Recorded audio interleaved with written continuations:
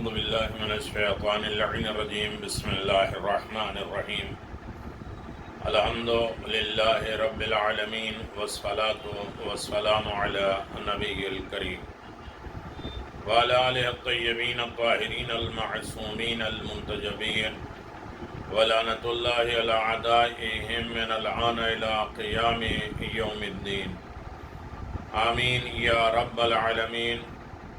أما بعد فقد قال الله تبارك وتعالى بسم الله الرحمن الرحيم إن الله وملائكته يصلون على النبي يا أيها الذين آمنوا صلوا عليه وسلموا تسليما الذين يؤذون الله ورسوله لعنهم الله في الدنيا والآخرة وأعد لهم عذابا مهينا. صلی اللہ علی نبی الکریم وعلی آلہ الطیبین الطاہرین المعصومین المنتجبین ولعنۃ اللہ علی اعدائہم من الآن الی قیام یوم الدین آمین یا رب العالمین. اما بعد بسم اللہ الرحمن الرحیم قل هو اللہ احد اللہ الصمد لم یلد ولم یولد ولم یکن له کفوا احد. صدق اللہ العلی العظیم وصدق رسولہ النبی الکریم. سامعین گرامی قدر، ناظرین محترم، دین کی جڑ و شاخ اصول دین اور فروع دین کے سلسلے میں گفتگو جاری ہے. الحمدللہ یہ ہماری 52 نمبر کی گفتگو توحید الہی، عدل پروردگار، نبوت، خاتم النبیین اور اللہ اکبر اللہ اکبر. ہماری گفتگو الحمدللہ اللہ اکبر اللہ اکبر اعتبار سے کون بیان کر سکتا ہے؟ مختصر اشہد ان لا الہ الا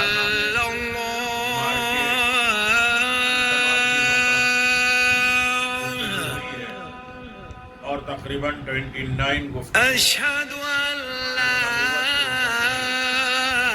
الہ الا اللہ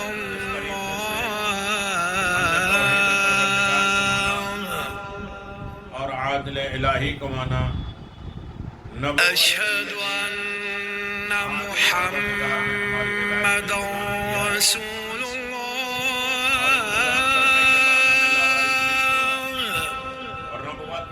اپنی طرف سے کیا.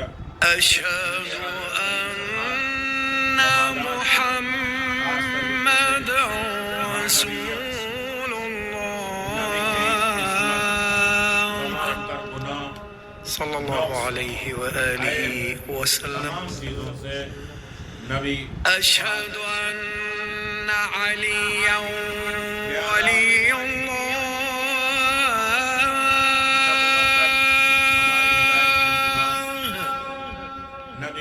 کے ہاتھ میں نبی. اشہد ان امیر المؤمنین علی واولادہ المعصومین حجج اللہ صلوات اللہ وسلامہ علیہم اجمعین. اللہ تبارک و تعالی حی علی الصلاۃ.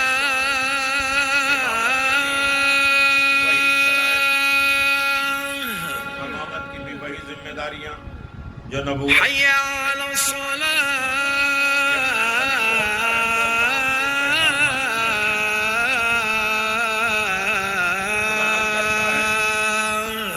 اور دوسروں کو بھی پہنچاتا ہے. حی علی الفلاح.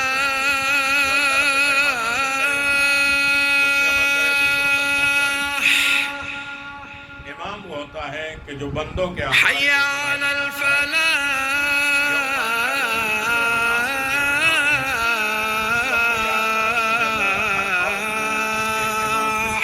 بلایا جائے گا. یہ بلانا اس بات حی علی خیر العمل. حی علی خیر عالم کے ان تمام چیزوں کو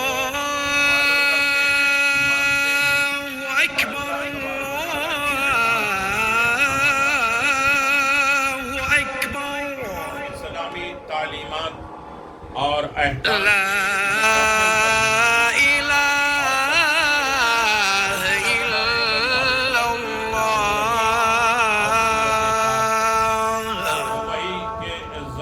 خداوند عالم سے لا الہ الا اللہ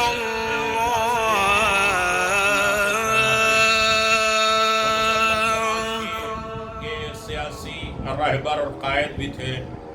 آپ کا کردار مجسم قانون اور آپ کی رفتار سراپا اخلاق، آپ کی گفتار الہی قانون اور آپ کی رہبری عقل کی بنیاد۔ اللہ کی ہدایت نجات ذمہ داریاں، ذمہ دار آپ صرف موعظہ اور نصیحت پر اکتفا نہیں کرتے تھے بلکہ عدل و انصاف کی بنیاد پر اسلامی معاشرے کی تشکیل کی ہمیشہ کوشش کرتے رہتے تھے، کیونکہ اسلام کے پاس معاشرے کی فلاح بہبودی کے لیے نفاذی ضمانت بھی موجود ہے۔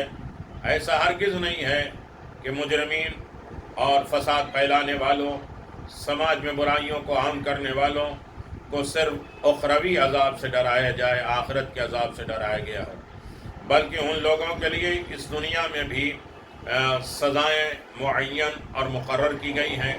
یہ قوانین اس بات کی دلیل ہے کہ ایک حکومت کی تشکیل بھی آن حضرت کی ذمہ داریوں میں شامل تھی۔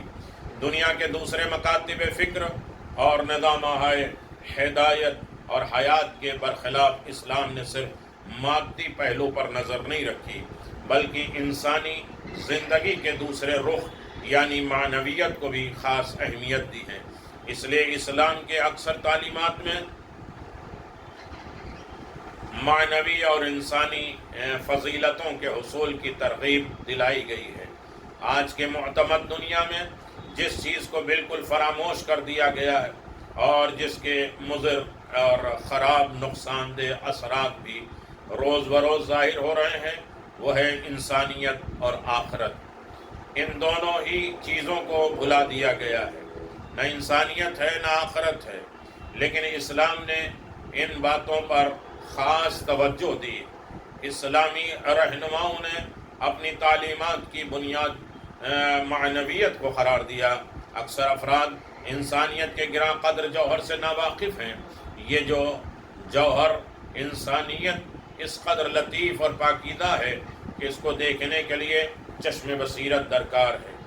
یہ سرسبز اور شاداب چمن عالم نگاہوں سے اتنا دور ہے کہ مادی نگاہیں اس کو درک نہیں کر سکتی، چاہے وہ اس سلسلے میں کچھ رہنمائی کر سکیں۔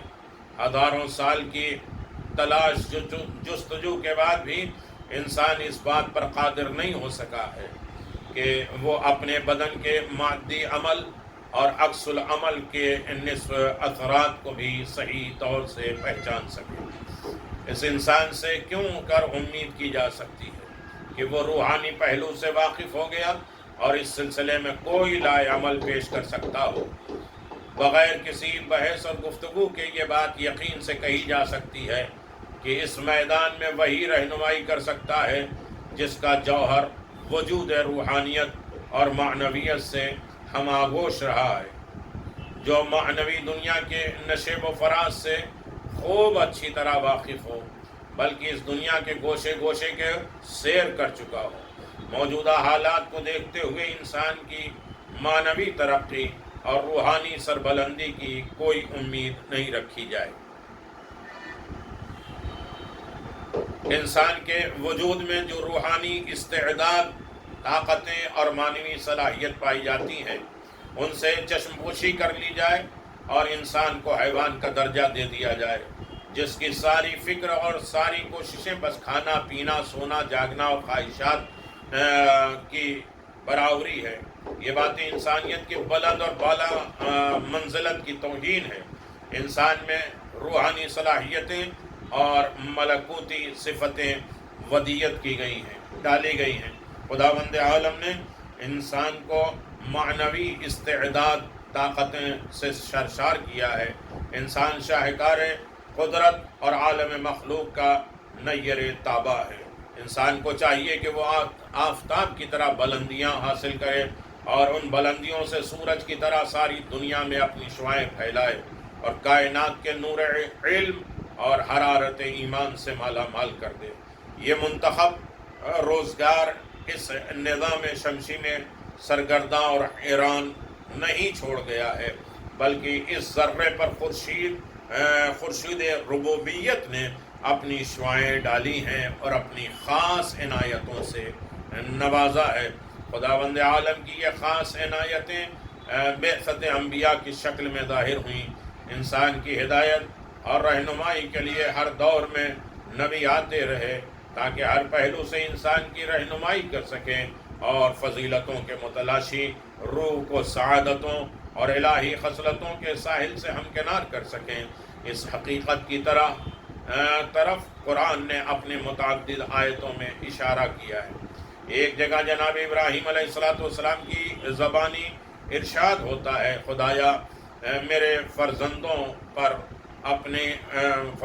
پر انہی میں سے ایک پیغمبر مبعوث کر جو ان کے سامنے تیری واضح آیات کی تلاوت کرے، انہیں کتاب اور حکمت کی تعلیم دے اور انہیں پاکیزہ کرے تو عزیز اور حکیم ہے. اس آیت میں ہدایت اور علم و حکمت کی تعلیم کے علاوہ ایک بات کا اور تذکرہ کیا گیا ہے، وہ ہے پاکیزگی، نفس اور روح کی پاکیزگی، جس کی اصطلاحی طور پہ تزکیہ نفس کہتے ہیں. یہ معنوی اور روحانی تربیت انبیاء کی بعثت کا ایک خاص رکن ہے. پیغمبر اسلام صلی اللہ علیہ وسلم کی تربیت گاہ میں ایسے افراد نظر آتے ہیں جو اس معنوی اور روحانی تربیت سے سرشار تھے، فضیلتوں کے دلدادہ اور حقیقتوں کے متلاشی اور اعلیٰ صفات کا مجسمہ تھے، جن کی روحانی بلندیاں حیرت انگیز ہیں. سلمان، ابو ذر، مقداد، عمار، میثم، اویس قرنی، یہ افراد اسی چمن کے گل سر سبز ہیں جن کا وجود پاکیزگی اور نیکی کا سرچشمہ، تمام برائیوں سے پاک، جملہ آلودگیوں سے دور. ان کی رگ و پے میں بس خدا کا تصور تھا، خدا سے ہٹ کر کچھ نہ تھا اور نہ کچھ چاہتے تھے اور نہ ان کے علاوہ کوئی اور فکر کرتے تھے. ان کی روح، ان کے قلب، ان کے دماغ، ان کی افکار، ان کے خیالات اور ان کی روئے پر بس خدا کی حکمرانی تھی. اس لیے ان میں سے ہر ایک مکمل انسان تھا، بلکہ آنے والی نسلوں کے لیے منار ہدایت. انسان کی معنوی اور روحانی ارتقاء میں ہر ایک نے بے پناہ خدمتیں انجام دی ہیں اور فضیلتوں کی طرف معاشرے کی رہنمائی کی ہے. لہذا اخلاق پاکیزی نفس کوئی اضافی چیز نہیں ہے تاکہ ہم اس کی طرف کوئی توجہ نہ دیں، اور اگر متوجہ بھی ہوں تو اس وقت جب زندگی کا کوئی اور کام نہ ہو. ہرگز ایسا نہیں ہے، بلکہ اخلاق پاکیزگی نفس سب سے اہم چیز ہے، زندگی کا ایک اہم جز ہے. عالی صفات، پاکیزگی نفس، صفائے باطن اور عظیم تہدار خصلتیں ہیں جہاں انسان شکل و صورت کے ظاہری نقش و نگار سے گزر کر حیات معنوی اور حقیقی انسانی زندگی کے اعلیٰ مدارج پر فائز ہو جاتا ہے، جہاں اس کی نگاہوں کے سامنے سے پردے ہٹ جاتے ہیں اور وہ ان چیزوں کا مشاہدہ کرتا ہے جس کو دیکھنے سے عام نگاہیں قاصر ہیں. معنوی زندگی اور قرآن. بسم اللہ الرحمن الرحیم. من عمل صالحا من ذکر او انثی وهو مؤمن فلنحینہ حیاتا طیبۃ. جس کا مرد ہو یا عورت کردار بھی اچھا ہوگا اور ایمان بھی، ہم اسے پاکیزہ زندگی عطا کر دیں گے. پھر اعلان ہے، یا ایھا الذین آمنوا استجیبوا للہ ولرسول اذا دعاکم لما یحییکم. اے مومنو، جب خدا اور رسول تمہیں اس چیز کی دعوت دیں جو تمہیں زندگی عطا کریں تو تم ان کی آواز پر لبیک کہو، تمہیں زندگی دی جائے گی۔ یہ بات بالکل واضح ہے کہ جس حیات اور پاکیزہ زندگی کا تذکرہ ان آیات میں کیا گیا ہے وہ اس ظاہری حیات سے یقیناً مختلف زندگی ہے، اور وہ حیات معنوی حیات، روحانی زندگی ہے، جہاں زندگی کی علامت نیک کردار، انسانی صفات، پاکیزہ نفس، صفائے باطن ہے۔ معنوی زندگی کس طرح حاصل ہوتی ہے؟ تمام دوسری چیزوں کی طرح معنوی زندگی کے حصول کی کچھ شرائط ہیں۔ معنوی زندگی انسان کے اچھے کردار اور پاکیزہ اخلاق کا لازمی نتیجہ ہے۔ البتہ وہ کردار اور وہ اخلاق جو آسمانی رہبروں اور اخلاقی مربیوں کے بتائے ہوئے نقوش پر تعمیر ہوا ہو، خداوند عالم کے اوامر اور نواہی، جسے اصطلاحی طور پہ تشریع کہا جاتا ہے، اور کائنات کے وہ حقائق اور اسرار و رموز سے، جسے اصطلاحی طور پہ تکوین کہا جاتا ہے، ہم آہنگ ہیں۔ ہمارا علم چونکہ محدود ہے، اس لیے ہم کائنات کے اسرار و رموز اور اس کی مصلحتوں سے ناواقف ہیں، اسی لیے ہم حیات معنوی کے صحیح نقوش سے بھی بے خبر ہیں، لیکن امام کائنات کے ہر اسرار اور رموز اور ان کی تمام مصلحتوں سے واقف ہیں۔ وہ ان حقائق کو ایک مہربان دلسوز استاد کی طرح عام فہم الفاظ میں انسانوں کے لیے بیان کرتے ہیں۔ ان تمام آیات میں جس پاکیزگی کا تذکرہ کیا ہے اسے مجازی زندگی نہ سمجھا جائے، بلکہ یہ وہ حقیقی زندگی ہے جو ایسے با ایمان کو عطا کی جاتی ہے جس کا تذکرہ کردار بلند ہو۔ اس حقیقی زندگی کی علامت اور خاص بصیرت اور شعور اور ادراک اور قدرت ہے جو مومن کو عطا ہوتے ہیں، اور عام لوگوں میں جس کا سراغ نہیں ملتا۔ اس آیت کی تفسیر میں مفسروں نے دوسری باتیں بیان کی ہیں، لیکن ہم نے یہ مفہوم دور حاضر کے عظیم مفسر حضرت علامہ طباطبائی تاباصرہ کے گراں قدر تفسیر المیزان سے استفادہ کیا ہے، فائدہ اٹھایا ہے۔ دیکھیں، معنوی زندگی، ہم ان ہدایتوں پر عمل کر کے سعادت مند اور کامیابی زندگی بسر کر سکتے ہیں۔ لہذا دین ایسے حقائق اور معرف کا مجموعہ ہے جو عام انسانوں کے فہم سے بالاتر ہے، جسے خداوند عالم نے اپنے پیغمبروں اور ان کے معصوم جانشینوں کے ذریعے ہم تک بھیجا ہے، تاکہ ہم حیات معنوی سے سرشار ہو جائیں اور ہماری سعادت اور کامیابی یقینی ہو جائے۔ اگر ہم ان احکام اور فرامین کی پیروی کریں گے تو سعادت مند ہوں گے، اور اگر ہم نافرمانی کریں گے تو نقصان میں رہیں گے۔ ایک بچے کی طرح جس کی تربیت ایک معلم اخلاق کے ذمے ہے، جہاں بچہ معلم کے اشاروں پر عمل کرتا ہے، جن چیزوں کا حکم دیتا ہے انہیں انجام دیتا ہے، اور جن باتوں سے روکتا ہے اس سے پرہیز کرتا ہے، گرچہ بسا اوقات ان چیزوں کی حقیقت اور ان کی مصلحتوں سے ناواقف رہتا ہے، لیکن تربیت کی مدت گزرنے کے بعد اس بچے میں اعلیٰ صفات، انسانی خصلتیں، روحانی فضیلتیں کوٹ کوٹ کر بھر جاتی ہیں، اور جس کی بنا پر اس کی زندگی سعادتوں سے مالا مال اور کامیابیوں سے سرشار رہتی ہیں۔ اگر یہ بچہ ابتدا میں معلم کی ہدایتوں پر عمل نہ کرے اور اس کے احکام کی نافرمانی کرے تو کچھ دنوں کے بعد معلوم ہوگا کہ کس قدر نقصان میں ہے۔ تو رہنما کون ہے؟ اب دیکھنا یہ ہے کہ اس معنوی زندگی میں ان کے ارتقائی بلندی مراحل میں رہبری کے فرائض کون انجام دے؟ کیا عام انسان اس ذمہ داری کو نبھا سکتا ہے، یا رہبری کے فرائض وہ انجام دے جس کی باتیں اور جس کے الفاظ سراپا صداقت اور ہدایت ہو، جو ہر طرح کی خطا اور لغزش سے پاک ہو، یعنی اصطلاحاً معصوم ہو، جو خود بھی حیات معنوی کے اعلیٰ ترین درجے پر فائز ہو، کیونکہ جو شخص خود ہدایت یافتہ نہ ہو، خدا ہرگز اسے دوسروں کا رہبر قرار نہیں دے گا۔ جو خود ہدایت کا محتاج ہو وہ دوسروں کی کیا ہدایت کرے گا؟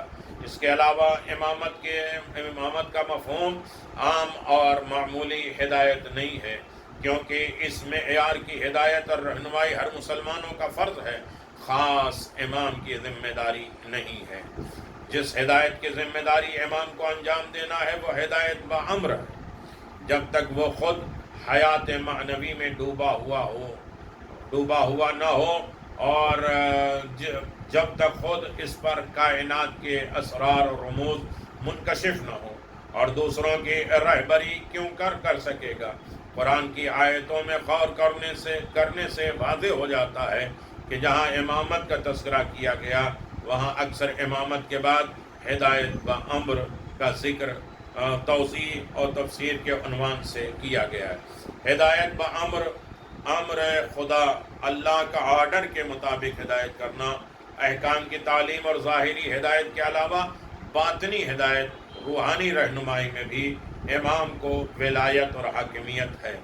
افمن یہدی الی الحق احق ان یتبع امن لا یہدی الا ان یہدی فما لکم کیف تحکمون، سورہ یونس آیت نمبر 35۔ وہ افراد جن میں صلاحیت اور استعداد پائی جاتی ہے، امام ان کی باطنی طور پر ہدایت کرتے ہیں اور معنویت کی ارتقاء اور منزلوں کی سمت ان کی رہنمائی کرتے ہیں۔ اس ہدایت کی بنیاد چونکہ معنوی فیوز اور برکات اور باطنی روحانی کام پر قائم ہے، اس لیے اس سلسلے ہدایت کو ہدایت بامر کہا جاتا ہے۔ باطنی ہدایت وہ بلند اور بالا منصب ہے جس پر انبیاء منصب نبوت اور رسالت کے بعد فائز ہوتے ہیں۔ خداوند عالم نے جناب ابراہیم علیہ السلام کو نبوت اور رسالت کے عظیم منصب کے بعد ہدایت معنوی یعنی امامت کا منصب عطا فرمایا۔ انی جاعلک للناس اماما، یقیناً ہم نے آپ کو لوگوں کا امام قرار دیا۔ امام کو ولایت امر اور ہدایت امر کا منصب حاصل ہے، اس لیے امام ایسے کام انجام دے سکتے ہیں جو دوسروں کی نگاہوں میں حیرت انگیز اور ناممکن معلوم ہو۔ قرآن میں بات پر گواہ ہے، قرآن اس بات پر گواہ ہے کہ حضرت سلیمان نبی کے وزیر جناب عاصم ابن برقیہ نے پلک جھپکنے سے پہلے ملکہ سبا کا تخت ان کے سامنے حاضر کر دیا تھا، اور وہ اس بنا پر جناب عاصم برقیہ اس کائنات کے بعض اسرار اور رموز اور حقائق کا علم رکھتے تھے، اور وہ اسی باطنی نظام سے واقف تھے اور جو اس کائنات پر حکم فرما ہے۔ ہمارے ائمہ علیہم السلام کا درجہ اور علم عاصم بن برقیہ سے کہیں زیادہ ہے۔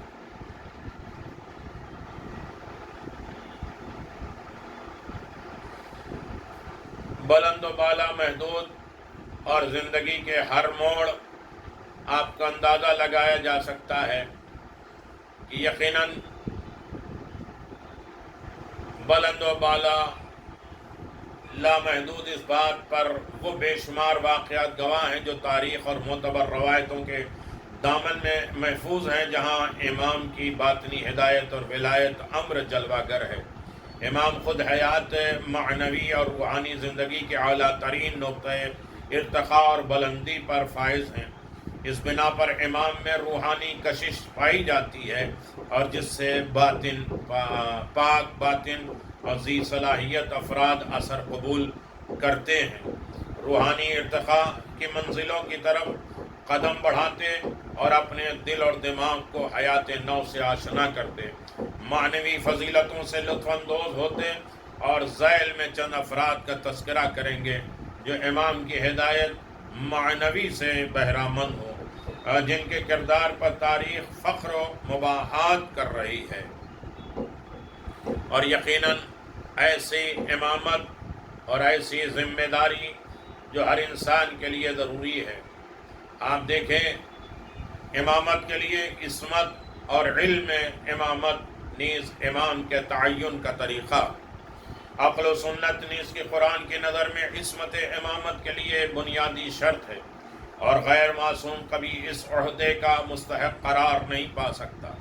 نبوت کی بحث میں جن دلیلوں کا ذکر انبیاء کی عصمت کے لیے لازم ہونے کے طور پر پیش کیا گیا ان کو ملاحظہ فرمائیں۔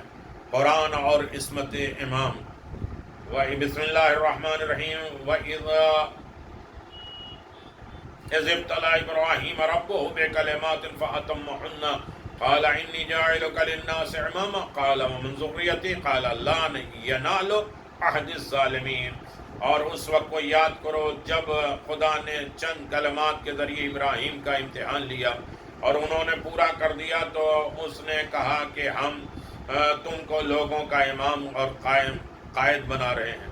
انہوں نے عرض کیا کہ کیا یہ عہدہ میری ذریت کو بھی ملے گا؟ ارشاد ہوا کہ یہ عہدہ امامت ظالمین تک نہیں پہنچ سکے گا۔ سورہ بقرہ آیت نمبر 124۔ ظالم اور ستمگر کون ہے، اس بات کو واضح کرنے کے لیے اس بلند مقام کا حقدار کون ہے اور کون نہیں ہے یہ دیکھنا پڑے گا کہ قرآن نے کسے ظالم کہا ہے، کیونکہ خداوند عالم نے فرمایا کہ میرا یہ عہدہ ظالمین کو نہیں مل سکتا۔ قرآن نے تین طرح کے لوگوں کو ظالم شمار کیا ہے، جو لوگ خدا کا شریک مانے۔ یا بنی لا تشرک باللہ ان الشرک لظلم عظیم۔ لقمان نے اپنے بیٹے سے کہا بیٹا خبردار کسی کو خدا کا شریک نہ بنانا، کیونکہ شرک بہت بڑا گناہ ہے۔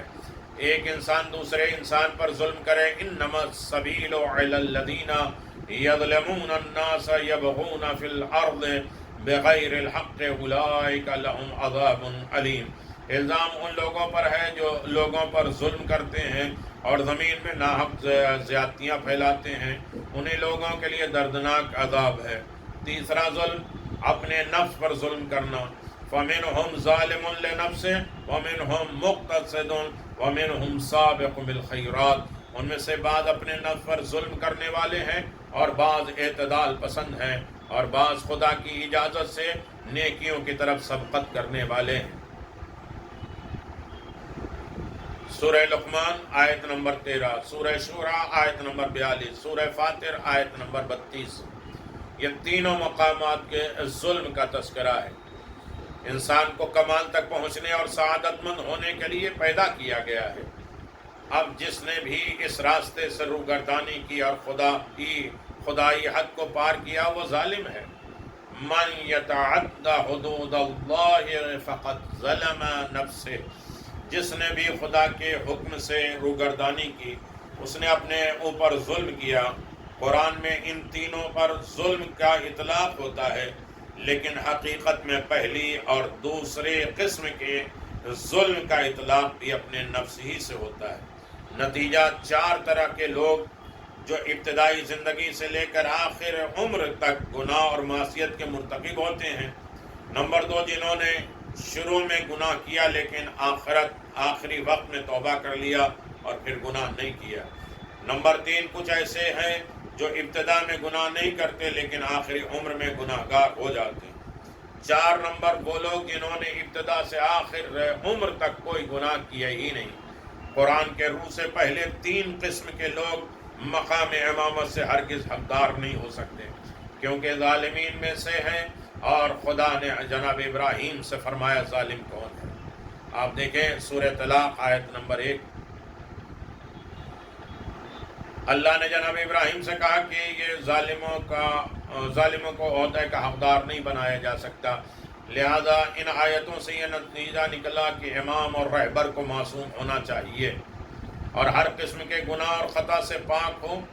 اگر ان تمام واضح حدیثوں کو جو رسول اسلام سے امام علی اور 11 اماموں کی امامت کے سلسلے میں ہے یکسر نظر انداز کر دیا جائے، تب بھی قرآن کے روح سے مسند خلافت کے دعوے دار افراد خلافت کے مستحق اور پیغمبر کے جانشینی کے قابل بالکل نہیں ہیں، کیونکہ تاریخ گواہ ہے کہ یہ ظالم کے حقیقی مصداق تھے اور خدا نے فرمایا کہ ظالموں کو یہ عہدہ نہیں مل سکتا۔ اب فیصلہ آپ خود کریں۔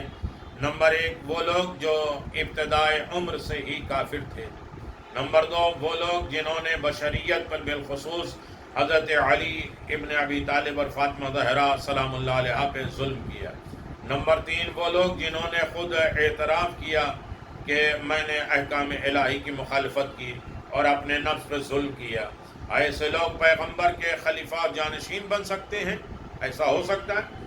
نمبر 2، علم امام کو چاہیے کہ وہ تمام احکام و قوانین کو جانتا ہو جو لوگوں کے لیے دنیا اور آخرت کی سعادت کی ضروری ہے، یعنی امام کا علم اہل زمین کے تمام لوگوں سے زیادہ ہو تاکہ وہ رہبری کا حقدار بن سکے۔ وہ تمام دلیلیں جو امام کی ضرورت کے لیے ہیں ہم نے بیان کی ہے، وہی یہاں بھی امام کے افضل اور اعلیٰ ہونے پر دلیل کرتی ہے۔ قرآن نے اس کی طرف بھی ارشاد فرمایا ہے، افمن یہدی الی الحق احق ان یتبع امنا لا یحدی الا ان یہدی فما لکم کیف تحکمون۔ اور جو حق کی ہدایت کرتا ہے اور واقعاً قابل اتباع ہے، یا جو ہدایت کرنے کے قابل بھی نہیں ہے مگر یہ کہ خود اس کی ہدایت کی جائے، آخر تمہیں کیا ہو گیا ہے اور تم کیسے فیصلے کر رہے ہو؟ یہ قرآن مجید کی آیت ہے، سورہ یونس آیت نمبر 35۔ امام کو معین کون کرتا ہے؟ انتخاب کون کرتا ہے؟ جب ہم نے امام کے صفات اور کمالات کو پہچان لیا تو اب یہ دیکھنا ہے کہ ایسے امام کو کس طریقے سے معین ہونا چاہیے۔ آج کل کی دنیا میں ذمہ دار اور عہدیدار کے چننے کا بہترین طریقہ انتخاب ہے، چناؤ ہے، الیکشن ہے۔ البتہ یہ چناؤ رائے حل تو ہو سکتا ہے لیکن ہمیشہ رائے حق نہیں ہو سکتا، کیونکہ چناؤ واقعیت کو تبدیل نہیں کر سکتا، نہ حق کو باطل اور نہ باطل کو حق بنا سکتا ہے۔ ہر چند کے عملی میدان میں اکثریت کو مد نظر رکھا جاتا ہے، لیکن یہ چنے ہوئے فرد کی حقانیت کی دلیل نہیں ہے۔ تاریخ گواہ ہے کہ انتخابات میں بعض لوگ اکثریت کے ذریعے چنے گئے، پھر تھوڑے یا زیادہ دن کے بعد یہ پتہ چل جاتا ہے کہ یہ انتخاب اور چناؤ سے آنے والا شخص غلط تھا۔ حقیقت یہ ہے کہ ہم علم غیب یا آئندہ کی بات نہیں جانتے، لوگوں کے باطن کے سلسلے میں ہم کس طرح حتمی فیصلہ یا صحیح فیصلہ کر سکتے ہیں؟ لہذا کبھی بھی اکثریت حق کی دلیل اور اقلیت باطل کی دلیل نہیں بن سکتی۔ دوسری طرف قرآن نے تقریباً اسی مقام پر اکثریت کی مذمت کی ہے، اور سورہ انعام آیت نمبر 116 میں ارشاد ہوتا ہے، وَأَن تُطِعْ أَكْثَرَ مَنْ فِي الْأَرْضِ يُضِلُّوكَ عَنْ سَبِيلِ اللَّهِ أَن يَتَّبِعُونَ إِلَّا الظَّنَّ وَهُمْ لَا يَخْرُصُونَ۔ اور اگر آپ روئے زمین کی اکثریت کا اتباع کریں گے تو یہ راہ خدا سے بہکا دیں گے، اور یہ صرف گمان کا اتباع کرتے ہیں اور صرف اندازوں سے کام لیتے ہیں۔ اس سے ہٹ کر امامت اور رہبری کا کام فقط دین، سماجی زندگی کو چلانے کا نام نہیں ہے، بلکہ امام دین کا محافظ، دین و دنیا میں لوگوں کی حفاظت کرنے والا، لہذا ضروری ہے کہ وہ ہرگز گناہ اور خطا سے معصوم ہو اور تمام لوگوں میں افضل اور عالم ہو، اور ایسے شخص کو لوگ نہیں چن سکتے، کیونکہ لوگوں کو کیا معلوم کہ کون شخص صاحب عصمت اور علوم الہی کا جاننے والا ہے، دوسرے فضیلتوں کا مالک ہے، تاکہ اسے چنا جائے۔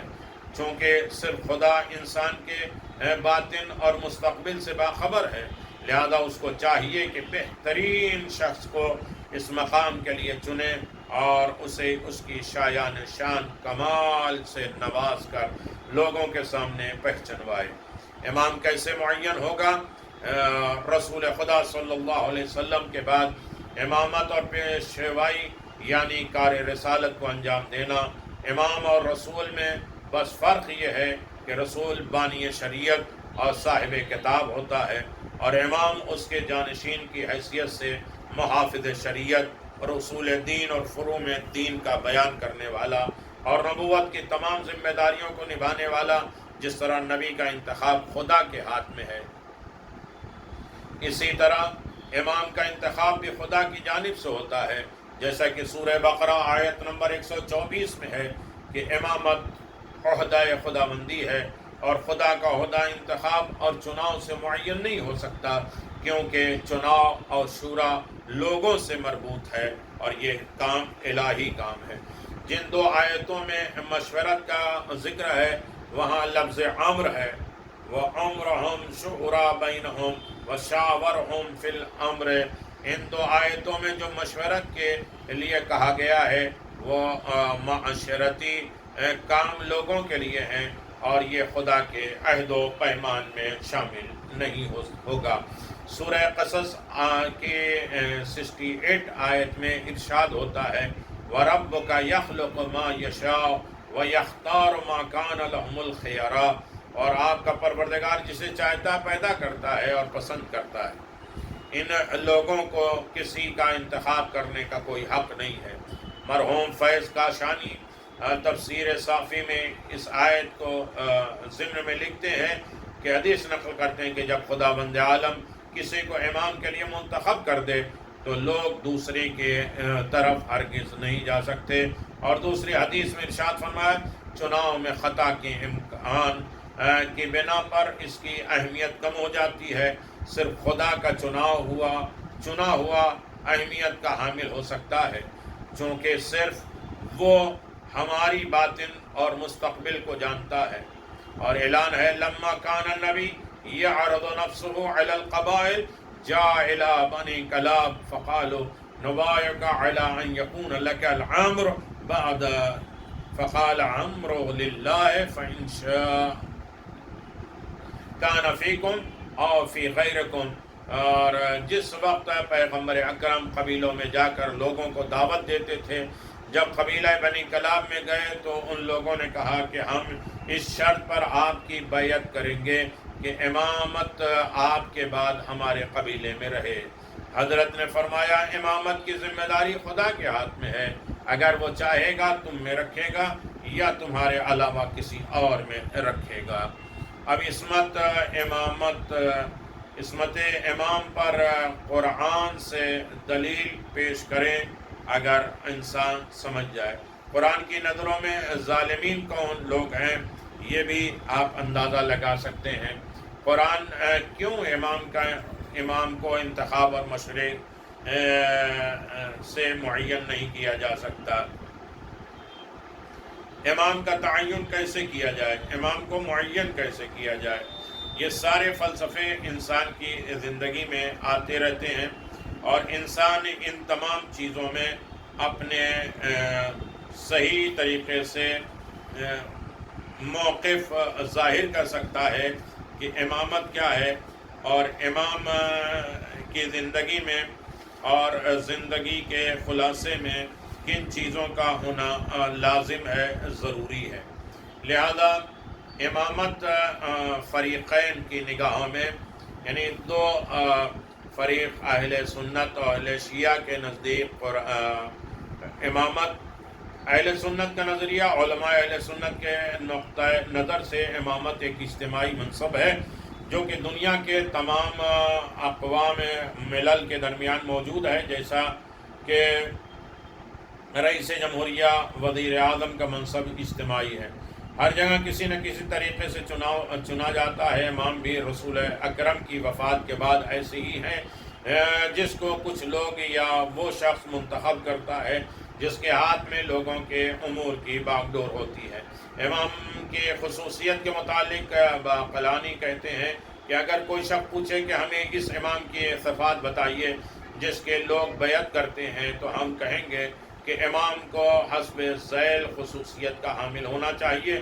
قرشی ہو، ان کے اندر اتنی علمی صلاحیت ہو کہ مسلمانوں کا قاضی بن سکے، اور جنگی امور میں فوجی سوجھ بوجھ رکھتا ہو، ملک کی سرحدوں کا تحفظ کر سکتا ہو، اسلام امت کی بنیادی اصولوں کی نگہبانی کر سکتا ہو، ستمگروں سے انتقام لے سکتا ہو، اور ستم دیدہ لوگوں کا دفاع کر سکتا ہو، اجتماعی مسائلت پر بصیرت رکھتا ہو، یہ اہل سنت کے نزدیک۔ بہت سے لوگوں کا نظریہ یہ ہے کہ گناہوں کے ارتکاب، ستمگری، لوگوں کے مال کو غصب کرتے، بے گناہوں کو مارنے اور قتل کرنے اور حقوق پامال کرنے اور حدود کو معطل کرنے سے امام کا منصب امامت سے الگ نہیں کیا جا سکتا۔ اس کے خلاف شورش واجب نہیں ہے ہوتی، بلکہ واجب یہ ہے کہ اسے واعظ اور نصیحت کرے اور ڈرائے۔ شافعی کے امام قاضی الاحیاء، بہت سے لوگوں کا نظریہ یہ ہے کہ ائمہ کو اصول اور فروع میں مجتہد ہونا چاہیے تاکہ دینی امور کو انجام دے سکیں، صاحب نظر ہونا چاہیے تاکہ ملک کے کام کو انجام دے سکیں، شجاع ہونا چاہیے تاکہ مکتب اسلام کا دفاع کر سکیں۔ لیکن ایک گروہ ان صفات کو لازم نہیں سمجھتا، کیونکہ ایسے افراد نہیں پائے جاتے کہ اس وجہ سے یہ شرائط بیہودہ اور بے جا ہیں۔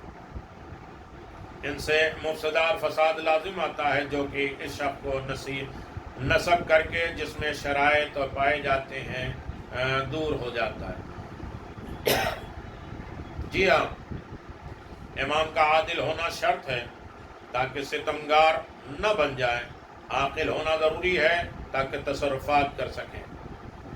اگر کسی امام کا انتقال ہو جائے تو وہ شخص جو جامع شرائط ہے امر امامت کو اپنے ہاتھوں سے لے سکتا ہے، چاہے اس کی بیعت نہ ہو اور جانشین کے طور پر معین نہ ہوا ہو، خلافت اس کے حق ہے، اور اسی طرح جاہل اور فاسق بھی امام ہو سکتا ہے۔ ان کے شرح مقاصد جلد نمبر 2 میں قاضی احجی تعین امام کے سلسلے میں فرماتے ہیں، امامت پیغمبر کی نص اور اجتماع کے طور پر پہلے امام کی تعین نیز اہل حد، اہل حل اور عقد کی بیعت سے ثابت ہوتا ہے کہ ابو بکر کی امامت کے سلسلے میں ہماری دلیل بیعت ہی ہے۔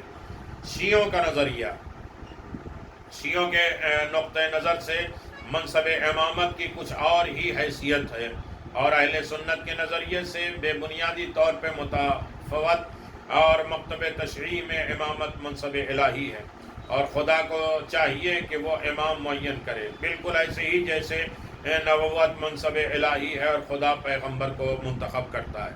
کوئی شخص لوگوں کے انتخاب سے ہرگز نبی نہیں بن سکتا، اسی طرح امام بھی، کیونکہ امام اور خلیفہ جو کہ نبی کے جانشین کے معنی ہے، جیسا کہ پیغمبر خدا کی طرف سے معین ہوتا ہے، اس کے خلیفہ جانشین کو بھی خدا ہی کی طرف منتخب ہونا ہے۔ پیغمبر کے مقابل میں لوگوں کی 2 قسمیں ہیں، مومن اور کافر۔ یہاں انتخاب، چناؤ شورا یا زیادہ ووٹ بے بانا اور شناخت اور عدم شناخت، ایمان اور انکار اور تصدیق اور تکذیب محل بحث ہے۔ اگر دنیا کے سارے انسان ایک الیکشن میں پوری طریقے سے آزاد مسلمہ کذاب کو باتفاق نبوت اور پیغمبری کے لیے چن لیں اور پیغمبر کو ایک ووٹ بھی نہ ملے تو بھی مسلمہ پیغمبر نہیں بن سکتا۔ پیغمبر اسلام بھی اپنی نبوت سے دستبردار نہیں ہو سکتے۔ بالکل یہی مفہوم امام کے لیے بھی حکم فرما ہے، جیسے کہ نبوت ایک حقیقت ہے اور ایسے ہی امامت بھی ایک حقیقت ہے۔ ہمیں اس جہت سے پیغمبر اور امام کو پہچاننا چاہیے۔ رسول اکرم صلی اللہ علیہ وسلم کے بعد لوگوں کی امامت اور قیادت ہی رسالت کے فرائض کو انجام دیتے ہیں۔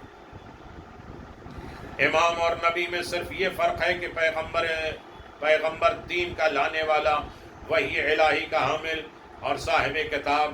امام ان 2 چیزوں کے علاوہ پیغمبر کے تمام ذمہ داریوں کے حامل ہیں۔ امام اصول اور فروع دین کا بانی اور تحریف سے بچانے کا ذمہ دار ہے، تمام دینی اور دنیاوی کام کے مرجع اور نبوت کے فرائض کو جانشین کی حیثیت سے انجام دینے والا ہے۔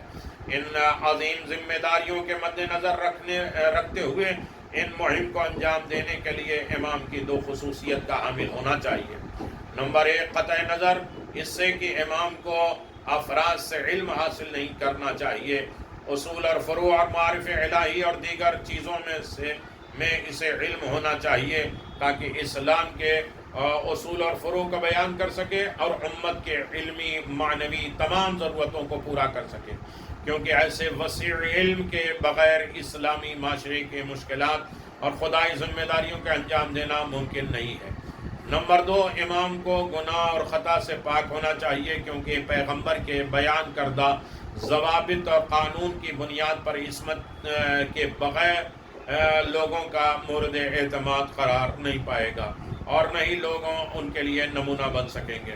ان خصوصیات کا تعلق قلبی کام سے، امور سے ہے، اور لوگ ان سے بے خبر ہیں۔ ظاہر اور باطن کا عالم خدا ہے، اور اسی کو چاہیے کہ امام کو منتخب کرے، لوگوں کو بتائے، کیونکہ لوگ ایک دوسرے کے قلبی امور سے واقف نہیں ہوتے اور اکثر ان کے انتخاب میں غلطی ہوتی ہے۔ قرآن کے بیان کے مطابق خدا کے عظیم پیغمبر حضرت موسیٰ نے ہزاروں آدمیوں کے درمیان سے بہترین 70 آدمی چنے اور میقات الہی میں لے گئے۔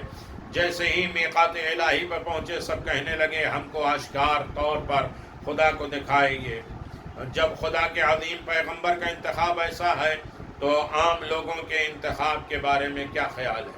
اسی لیے تو خداوند عالم فرماتا ہے وَرَبُّكَ يَخْلُقُ مَا يَشَاءُ وَيَخْتَارُ مَا كَانَ لَهُمُ الْخِيَرَةُ فِي الْأَمْرِ، اور تمہارے پروردگار جو چاہتا ہے پیدا کرتا ہے، سورہ نساء آیت نمبر 50، اور منتخب کرتا ہے جس کو چاہتا ہے چنتا۔ یہ انتخاب لوگوں کے اختیار میں نہیں ہے، سورہ قصص اور 68 نمبر۔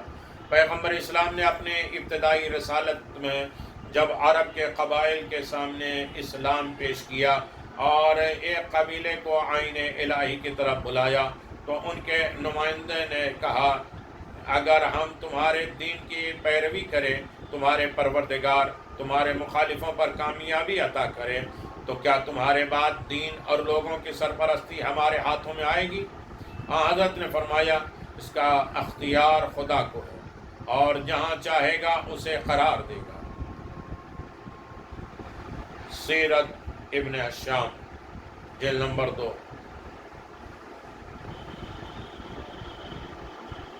اب خلاصہ یہ ہے کہ علماء اہل سنت امامت کو اجتماعی منصب سمجھتے ہیں، جیسے کہ دنیا کے تمام اقوام ملت میں رائج ہے۔ عوام یا اہل حل اور عقد کو منتخب کرتے ہیں۔ شیعوں کے نقطہ نظر سے امامت الہی منصب ہے اور خدا ہی کو امام معین کرنا چاہیے اور کرتا ہے۔ امامت رسالت کا جز ہے اور امام پیغمبر کے جانشین کی حیثیت سے ہیں۔ ان کے تمام ذمہ داریاں اور خصوصیتیں اور صفات جو پیغمبر کی ہے وہی ہونا چاہیے، اسی لیے امام کو معصوم اور وسیع علم کا حامل ہونا چاہیے۔ ان خصوصیات کا تعلق قلبی کام سے ہے اور خدا ظاہر اور باطن کا عالم ہے اور کسی کو اس کے خبر نہیں، لہذا ضروری ہے کہ امام کو خدا ہی معین کرے۔ امام کے سلسلے میں اہل سنت کا نظریہ کیا ہے یہ سوچنا چاہیے۔ امام کے صفات کے متعلق اہل سنت کے علماء کا کیا نظریہ ہے؟ امام کے متعلق شیعوں کا کیا نظریہ ہے؟ شیعہ امام کے لیے کن صفات کو ضروری سمجھتے ہیں؟ یہ تمام چیزیں انسان اس پر غور و فکر کرے اور توجہ کرے کہ یقیناً ہم امامت کے منصب کو کس کے حوالے کرتے ہیں۔ امامت منصوص من اللہ ہے، خدا کا عہدہ ہے اور خدا جسے چاہتا ہے عطا کرتا ہے۔ وآخر دعوانا الحمدللہ رب العالمین وصلی اللہ علی نبی الکریم وعلی آلہ الطیبین الطاہرین۔